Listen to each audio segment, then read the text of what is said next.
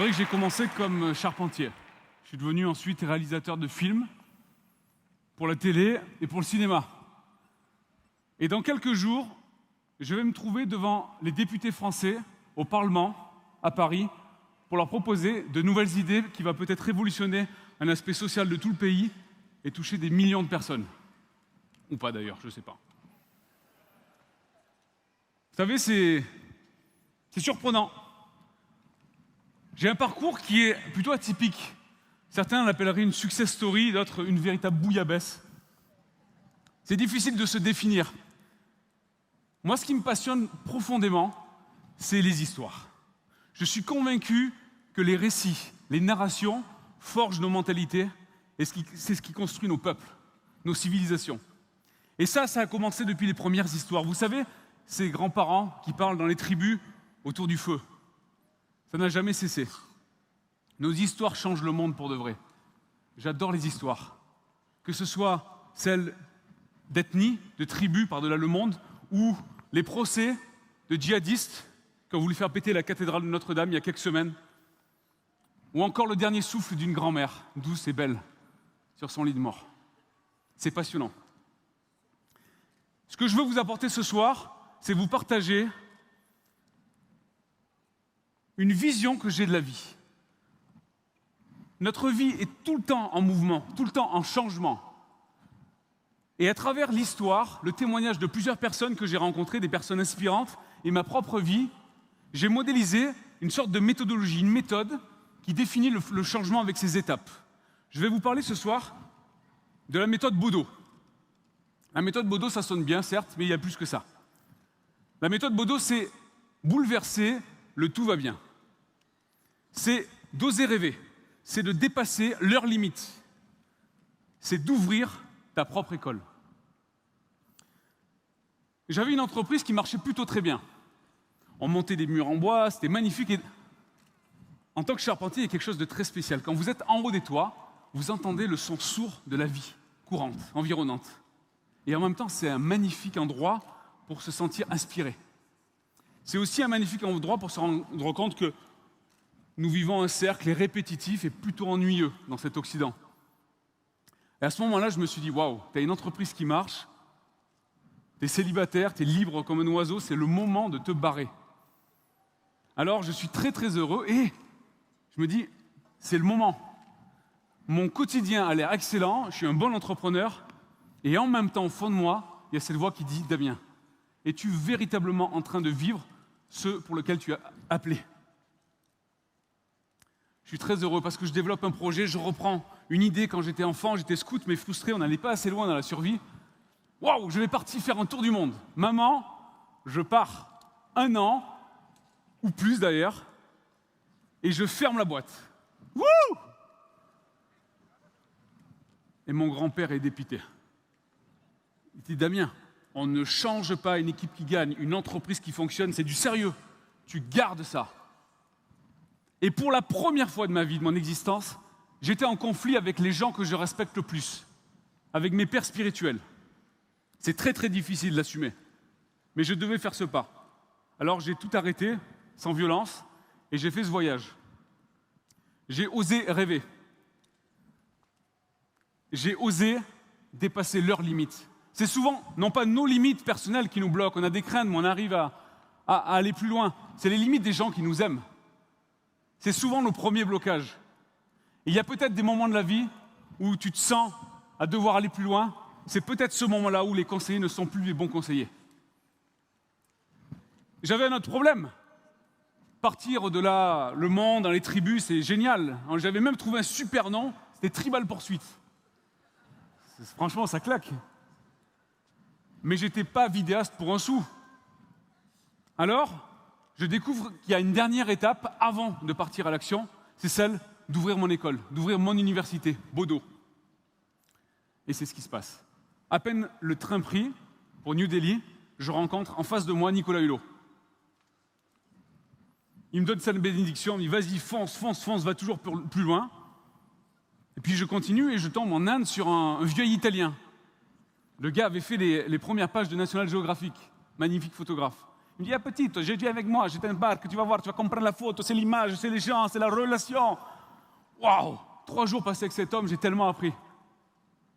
Et puis de retour, au bout des 13 mois en immersion dans ces tribus, j'ai la chance de rencontrer une réalisatrice qui me dit, je te donne 3 jours. 3 jours dans lesquels on va regarder tes rushs. Tes rushs, c'est ces séquences de tournage. Et elle me dit, écoute, il y a des histoires incroyables, peut-être que tu ne t'en rends pas compte. Damien, il faut aujourd'hui que tu décides d'être réalisateur et producteur. Wow. Alors moi, j'aime bien les challenges. Mais là, j'étais quand même charpentier il y a quelques mois avant. On va peut-être se calmer. Mais je le vois comme quelque chose de prophétique et j'avance. J'ouvre mon école. La télé m'appelle quelques temps après, parce que j'étais tellement content, j'étais sûr que j'étais en train de vivre une excellente histoire. Et ils me disent, écoutez, on a reçu votre film et on ne va pas le prendre. Par contre, on prend toute la série. Me voilà obligé de lancer ma boîte de prod et de commencer cette histoire.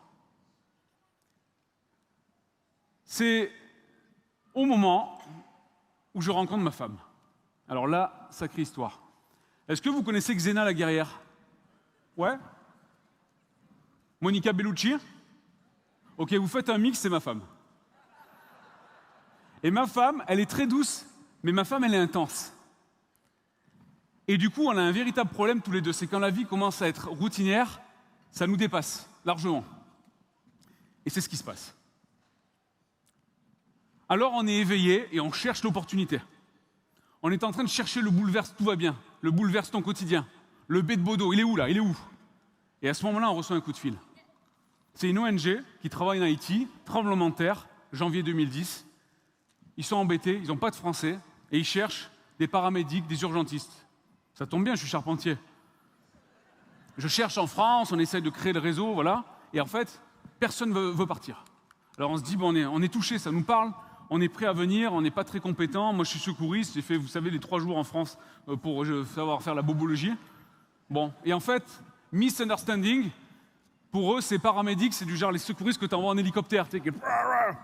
Et donc, on a besoin de vous et on y va. Et je me retrouve sur place, 200 malades, et ils disent go, go, go. Il faut envoyer les intraveineuses, intraosseuses, c'est de la chirurgie, allez-y, c'est comme sur la guerre. Et là, je vous promets que vous ne vous sentez pas du tout à votre place. Et puis ça se passe, et en fait, un Haïtien me voit, et comme on était quasiment les seuls Français, il me dit « Ah, docteur, docteur !» Oui, ben oui, j'arrive, je te soigne. Vous avez vu ce film Catch Me If You Can, Rattrape-moi si tu peux. Vous savez, c'est un gars qui, sans études, devient pilote de ligne. Après, il est avocat, faussaire, enfin le gars, il invente tous les métiers, et j'avais cette impression. Alors, on avance avec ma femme, et ça va, et l'entreprise de production va super bien. Elle va tellement bien qu'on est stabilisé financièrement, et en fait, ça ne va pas du tout.